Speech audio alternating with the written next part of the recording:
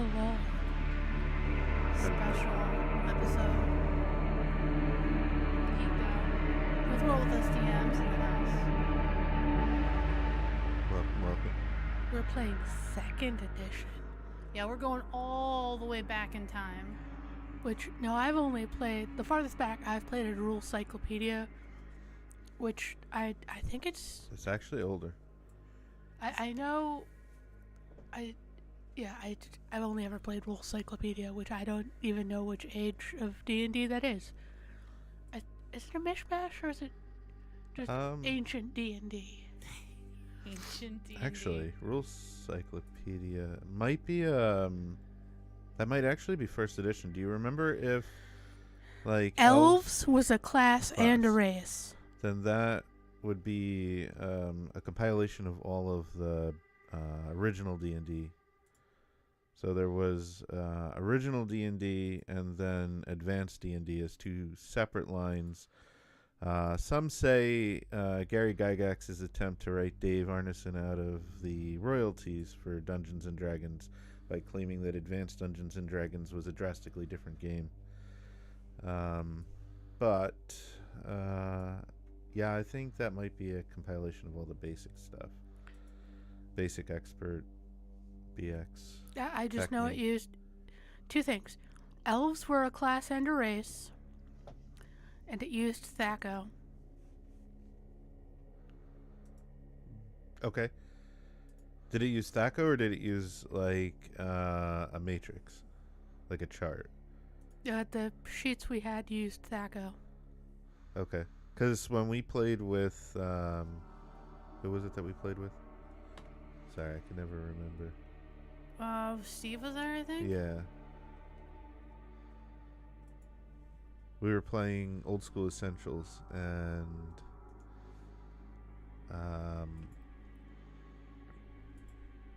anyway, that sheet had like a section for each armor class, what number you needed to hit it.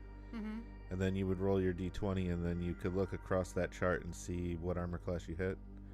So what I'm seeing from the internet is Rule Cyclopedia was published in 91, but it's a continuation of the basic edition of Dungeons & Dragons. Okay.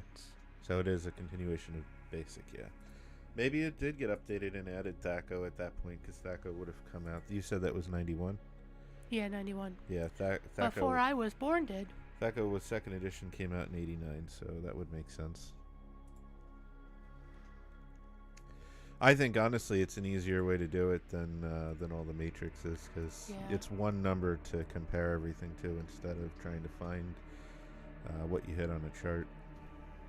I have fond memories of Rule Cyclopedia games where Ashley's character had a 4 intelligence. Tugnar, Brittle Brain. And Bez. Bez the Destroyer. Bez. Just Bez. Just Bez. That's all they could say, because they got a big old... they had, I think Bez had an intelligence of 6, so I played it like they had gotten a really bad head wound, and now we're just kind of not as there anymore.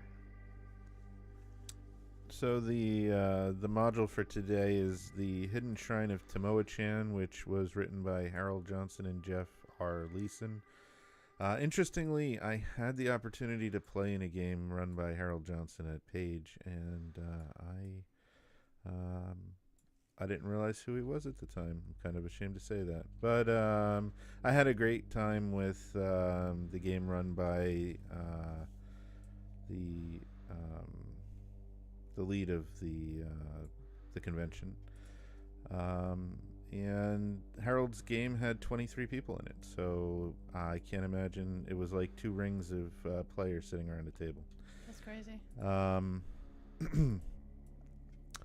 The module was originally written for tournament play.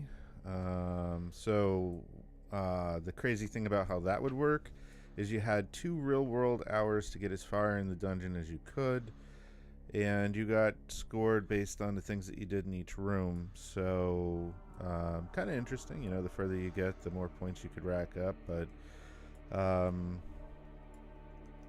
I can't imagine doing this in 2 hours. I ran it once in 5th edition. We didn't get through it entirely. And it took a month, like 4 sessions of like 3 to 4 hours each session. Mm-hmm. So getting through this in 2 hours, I can't imagine that. I mean, you would have to be really on point in motoring. We're going to go a little bit more lenient with it. We'll see how far we get. See, how long we live. Yes, Mr. Douglas, we'll be using THACO. The old THACO system. The bane of my existence. Also, Jim says, just 2nd edition was my best time playing D&D. Nice. So, because we only have 2 players and then me running the module, I have made an NPC to accompany the party. He's a bard, Sir Wesker, and then we also have the 3 NPCs that came with the module. We're using them as henchmen to fill out the party to 6. I will be controlling the cleric, which is Mira the Disgraced. We have Ashley playing Abrex Thero. He is a cleric of Deep Shalasas. He's half elf. So he's half human, half aquatic elf. That's my boy there. He has a charisma of 5, so he has the personality of a wet shoe. But he's good at what he does, and he has no problem telling you about how good at he is. He's a bit of a pompous ass, but he makes your boo boos go away, and turns zombies into dust. Hopefully. And let's see, we have Finch. Oh, and then Ashley is controlling A henchwoman. Yeah, you have. Well, it's actually a guy. You have Care the Apprentice. This is Ashley's henchman. He is a wizard thief. We got a team of henches today. Mage thief. That was just a generic picture of henches that I generated for the stream, just so there could be something there. Megan is playing Finch. Finch. Everyone's an elf tonight. It's all elves. Elves. All the dark vision. So, most of the characters have like 40-ish hit points, and the fighter, I believe, has the most at 58. And Finch is coming in with a hot 15. 15? I thought it was 14. 15 at level 7. Yeah, Yikes. 7th level magic user with. I rolled 15 hit 4 points. ones. You're going to cast armor. It's going to put you in a giant magical hamster ball. Yeah. It's the only way you'll stay safe.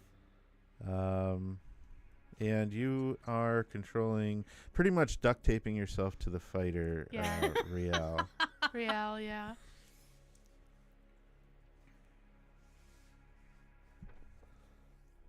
I guess I could pop up the other images. Here is Sir Wesker. And Just elves and half elves everywhere. yeah. And Is Rial just a human?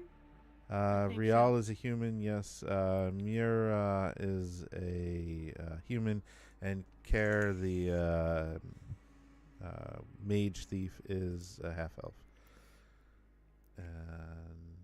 And Mira, I didn't pop her up.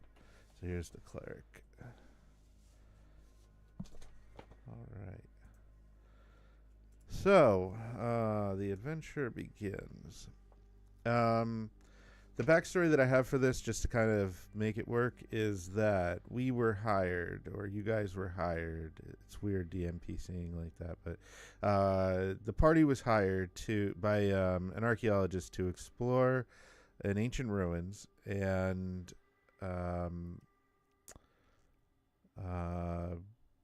we were paid well, given a ship. We went out. We ran into some problems and we abandoned the ship. And we had to make our way through the jungle, and we do end up finding the ruins. But here is the backstory. Your party is lost. You should have never abandoned the ship and struck out into the marshes, but your pursuers were closing on your tail, and it seemed the only way. Stumbling onward through the fens, your party makes it for higher ground ahead. As you cross the ridge, the sun sinks below the horizon, and night comes. Breathless, the party drops to the ground, and you try to catch your wind with the welcome rest. Somewhere behind you comes the sound of distant shouts. Scrambling back to your feet, you force your way further into the brush, past great carved stones which lie overturned on the ground. A full moon rises, sending moonbeams, ghostly shadows, to flicker through the branches. Ahead in the woods, a light glows and seems to beckon, perhaps a shelter for the night. Though torrents tear and impede your progress, the source of illumination is reached at last. Before you is a clearing. There's an ancient ruin. A worn and overgrown pyramid fills the courtyard, shining in the moonlight, seeming almost brighter than the moon itself. A refuge?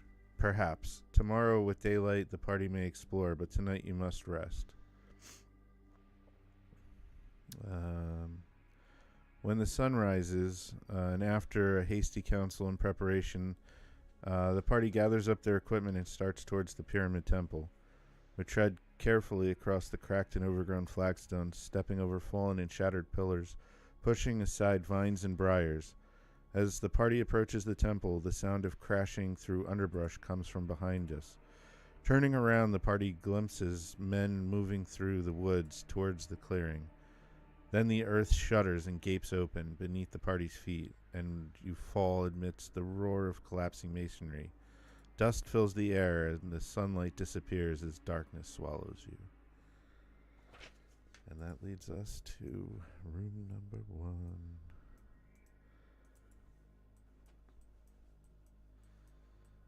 Just a minute. Looks like we're having a streaming issue. Oh no.